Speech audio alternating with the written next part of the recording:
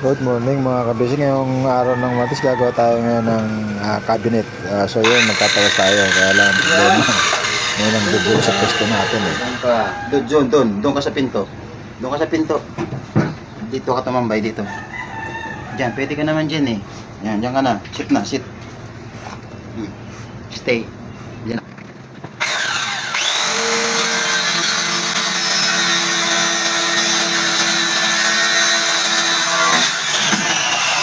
Practice talaga.